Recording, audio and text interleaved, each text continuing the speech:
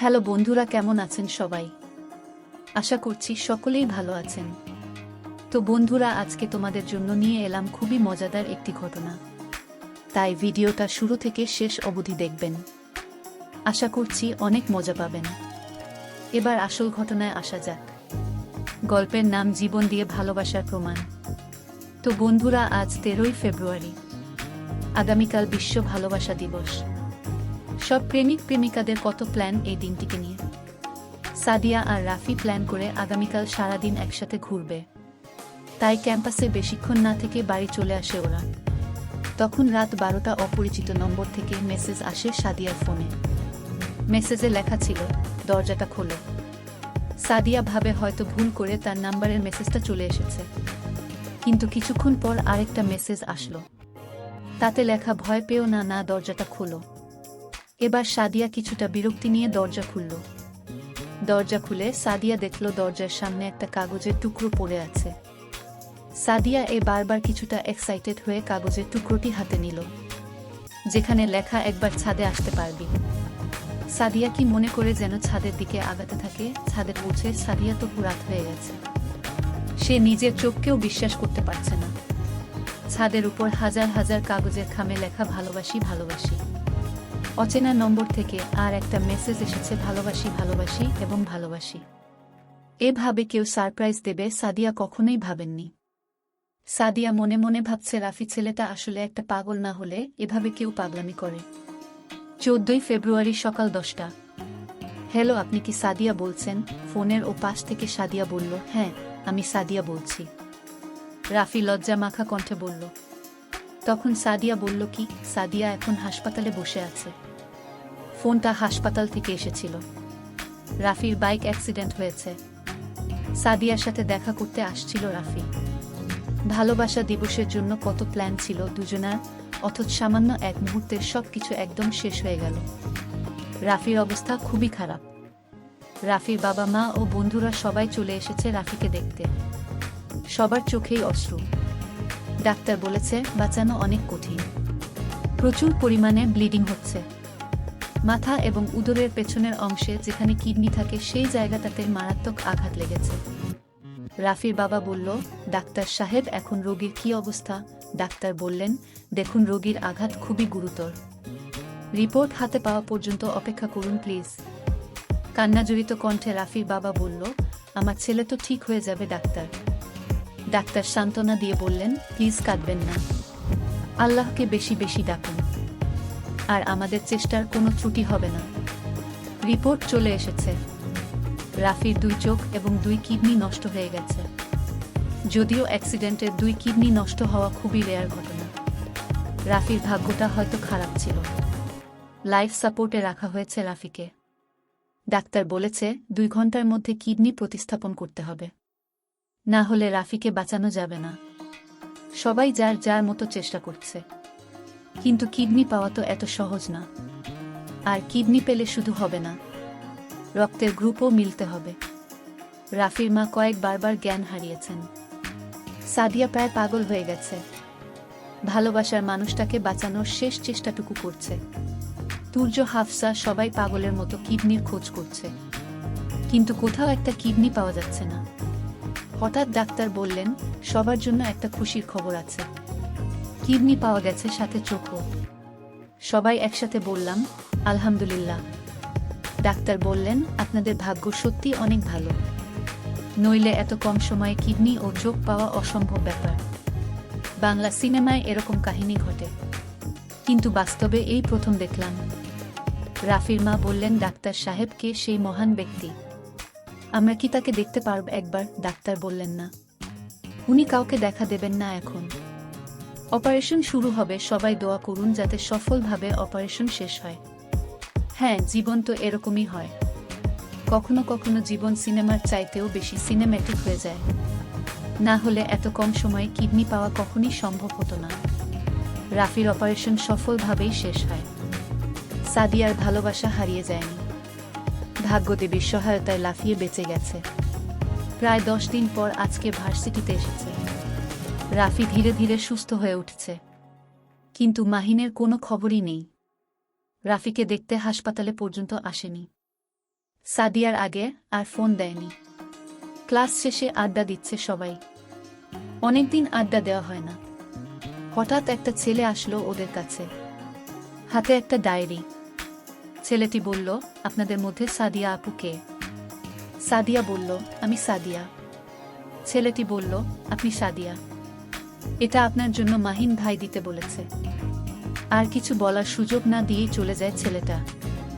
মাহিন নাম শুনে কিছুটা অবাক হয় সাদিয়া, আবার কিছুটা রাগও হয়। ভাবে এতদিন খোঁজ না নিয়ে এখন ডায়েরি পাঠিয়ে ভাব মারছে। অকৃতজ্ঞ কোথাকার। ডায়েরিটা হাতে নিয়ে পড়তে শুরু করে সাদিয়া, আর বাকিরা নিশ্চুপ শ্রোতার মতো শুনতে থাকে। ডায়েরির প্রথমে বড় করে একটা শিরোনাম আছে, কাগজে মোড়ানো ভালোবাসা। আজ ভার্সিটির প্রথম দিন। স্যার অদ্ভুতুরে পরিচয় পর্বটা ভালোই লাগলো। মজার ব্যাপার হলো, আমাদের ক্লাসে একটা মেয়ের নাম আছে সাদিয়া। মজার ব্যাপার বলছি, কারণ তো সখ্যতা আমার খুব প্রিয়। মেয়েটাকে আর চোখে বারবার দেখলাম। কত কিউট, তাই ভাবলাম একটু রাগিয়ে দেয়। প্রথম পরিচয়ে তুই করে বলাতে মেয়েটা ঘাবড়ে গেছে। হা হা হা। এরপর যখন পেতনি বললাম তো মেয়েটা সে কি রাখবে বাবা, মেয়েটা আমাকে দেখলেই এত রাগ করে কেন? বন্ধুর সাথে কেউ এমন ব্যবহার করে? ভুল না হয় একবার বলে ফেলেছি। তুর্য, হাফসা আর রাফি সবার সাথে আজকে বন্ধুত্ব করে ফেললাম। শুধু সাদিয়ার সাথে বন্ধুত্বটা হলো না। আজকে সাদিয়াকে রিক্সা করে বাড়িতে পৌঁছে দিলাম। যদিও আমার বাড়ি ওই রাস্তায় না। বন্ধুকে সাহায্য করার জন্য এটুকু তো করাই যায়। আমি আজকে অনেক খুশি, কারণ সাদিয়া আজ আমার সাথে ফ্রেন্ডশিপ করেছে। ডায়েরির পাতা উল্টাতে থাকে সাদিয়া। হঠাৎ একটা লেখায় চোখ আটকে যায়। ফাইনাল পরীক্ষা আর পেতনি টাইফয়েড হয়েছে। সবাই সান্ত্বনা দিতে ব্যস্ত, আর আমি আমার প্ল্যান নিয়ে। যে করেই হোক পরীক্ষাটা আটকাতেই হবে। উফ, যা ধকল গেছে গত রাতে। প্রাচী টপকে পরীক্ষার জিনিসপত্রে আগুন দেওয়া তো আর চারটিখানি কথা না। তারপরেও ভালো লাগছে এটা ভেবে যে পরীক্ষা পিছিয়ে গেছে। সাদিয়া বছরটা লস দেওয়া লাগবে না। আরও কয়েকটা পেজ পড়ার পর দিয়া আর অন্যরা অবাক হয়ে শুনে যাচ্ছে। এবার একটু বেশি অবাক হয় সাদিয়া। আমি মনে হয় সাদিয়াকে ভালোবেসে ফেলেছি, কিন্তু কথাটা ওকে বলবো কিভাবে? কাল যেভাবেই হোক সাদিয়াকে বলতেই হবে। ভালোবাসার কথা বলে দিতে হয়। সাদিয়াকে প্রপোজটা আর করা হলো না। রাফি ও নাকি সাদিয়াকে ভালোবাসে। আরে ব্যাপার না, রাখি তো আমারই বন্ধু, সাদিয়ার সাথে ভালো লাগবে ওকে। আমি না হয় দূর থেকে ভালোবাসব। মামা তো আজকে মারা গেল। আচ্ছা, হার্ট অ্যাটাক হলে কি মরতে হবে? সবাই এত স্বার্থপর কেন? আমি যে বড় একা হয়ে গেলাম। 5 দিন পর ভার্সিটি আসলাম, কিন্তু ক্লাস করেনি। বৃষ্টির মধ্যে সাদিয়াকে দেখলাম ছাতা ছাড়া হাতে। ছাতা নিয়ে দৌড় দিলাম। ভালোবাসার মানুষটাকে ভিজতে দেয় কি করে, যদি অসুখ হয়ে যায়? সবার থেকে নিজেকে গুটিয়ে ফেলেছি এখন। যখন মায়া বাড়িয়ে লাভ হয় না, তখন মায়া কাটাতে শিখতে হয়। সাদিয়া যতই পড়ছে ততই অবাক হচ্ছে। অবাক হচ্ছে বাকি সবাই। সবাই বলছে, আরে মাহিন এখন কোথায়? আজকে মনটা খুব খারাপ। সাদিয়া অ্যাক্সিডেন্ট হয়েছে। ওকে হসপিটালে ভর্তি করেই রাফিকে ফোন দিলাম, যাতে সাদিয়া ভাবে রাফি সাদিয়াকে হাসপাতালে নিয়ে এসেছে। রাফি আর সাদিয়ার ভালোবাসাটা হয়ে গেল অবশেষে। আমি অনেক খুশি। একটু দম নিয়ে আবার পেজ উল্টায় সাদিয়া একটা প্রশ্নের উত্তর দিবি। তুই কি কখনো কোনোদিন আমার মন বুঝলি না? উত্তরটা তোর কাছে রেখে দিস যদি উত্তরটা তুলে দিতে পারবি না। হৃদয় দিয়ে লেখা প্রশ্নের উত্তর হৃদয় দিয়ে দিতে হয়, বুদ্ধি দিয়ে নয়। সত্যিকারের ভালোবাসাগুলো মন দিয়ে হয়, কিন্তু প্রমাণ করতে হয় জীবন দিয়ে। ভালোবাসে ভালোবাসে মানুষকে জানিয়ে দিতে হয়। আর আমি বোধ হয় এই জায়গাটাতেই ব্যর্থ ছিলাম। আমার ভালোবাসা ছিল একটা কাগজে মোড়ানো ভালোবাসা, যার অস্তিত্ব শুধু কাগজে কয়েকটা পাতাতেই সীমাবদ্ধ। কাগজে মোড়ানো ভালোবাসা দিয়ে আমি তোর হৃদয়ে থাকতে চেয়েছিলাম, কিন্তু তুই অধরাই থেকে গেলি।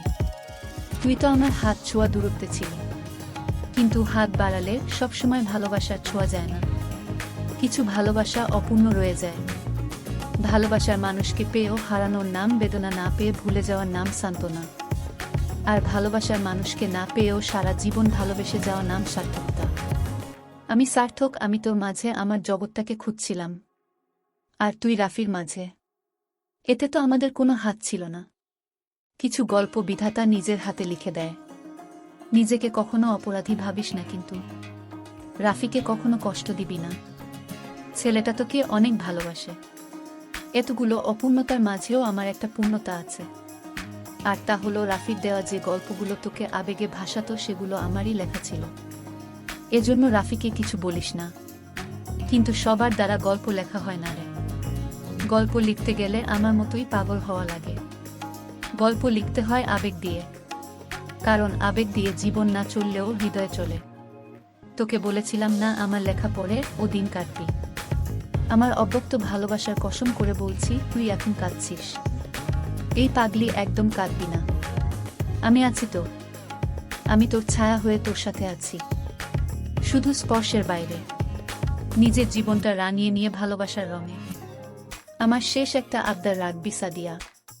প্রতি 1-4 ফেব্রুয়ারি আমার কবরে একটা করে গোলাপ ফুল রেখে আসবে। পারবি তো? আমার ভালো লাগবে। ছায়া হয়ে ও হৃদয়ের চোখে ভালোবাসা তোকে খুঁজে নেব। থাকি শুধু মন গহীনে তোর পাজু ছুঁয়ে নিঃশ্বাস হয়ে যাব। ভালোবাসা, ভালো থাকিস সবসময়। চিরবিদায়। মাহিনের লেখাটা আজকে সত্যিই কাঁদাতে পেরেছে সাদিয়াকে। শুধু সাদিয়া নয়, দিনা, তুর্য, হাফসা সবাই কাঁদছে। কতটা পাগল হলে এরকম পাগলের মতো ভালোবাসা যায়? প্রশ্নটা সাদিয়ার মনের ভেতর বেজেই চলেছে, কিন্তু উত্তর দেওয়ার মানুষটা যে আর নেই। যে পাগল, তার পাগলামি পুরো বন্ধুমহল মাতিয়ে রাখত, তাকে ছাড়া ক্যাম্পাসটা যে ফাঁকা ফাঁকা লাগবে। তবে জীবন হয়তো চলে যাবে কোনো না কোনোভাবেই। 1 বছর পর আজ আবারও 1-4 ফেব্রুয়ারি। প্রত্যেক প্রেমিক প্রেমিকার মতো রাফি আর সাদিয়া এক জায়গায় যাচ্ছে। সাদিয়ার হাতে একটা গোলাপ ফুল। গন্তব্যে চলে এসেছে ওরা।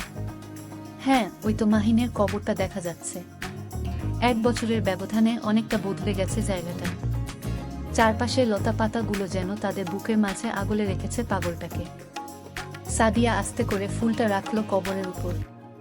চোখে জলগুলো আজকে বেইমানি করছে না, অঝরে ঝরে পড়ছে। কাছে রাখিও। কবর থেকে বাসার উদ্দেশ্যে হাঁটছে ওরা দুজন। না, দুজন বললে ভুল হবে। আরেকজন আছে ওদের সাথে, তবে ছায়া হয়ে। পথটা হয়তো শেষ হয়ে যাবে, কিন্তু ছায়াটা রয়ে যাবে আর চিৎকার করে বলবে, ভালোবাসি রে। চিৎকারটা কেউ শুনবে না ঠিকই, কিন্তু সেটা প্রতিধ্বনিত হবে সে ভালোবাসার মানুষটার হৃদয়ে, যার নামে এসে নিজের জীবনটাকেই লিখে দিয়েছে। গল্পটি উৎসর্গ করলাম মাহিনের মতো পাগলদের, যারা নিজের জীবন দিয়ে ভালোবাসার প্রমাণ রেখে যায়। বন্ধুরা, আজকের ভিডিওতে এখানেই শেষ করলাম। অনেক কষ্ট করে ভিডিওটি আপনাদের জন্য বানিয়েছি। যদি ভিডিওটি আপনাদের ভালো লেগে থাকে তাহলে একটা লাইক করবেন এবং চ্যানেলটি সাবস্ক্রাইব করবেন, এই আশা ব্যক্ত রেখে আপনাদের কাছ থেকে বিদায় নিচ্ছি। আমি দেখা হবে আগামীকালের নতুন কোনো ভিডিওতে। সে পর্যন্ত সবাই ভালো থাকুন, সুস্থ থাকুন। ধন্যবাদ।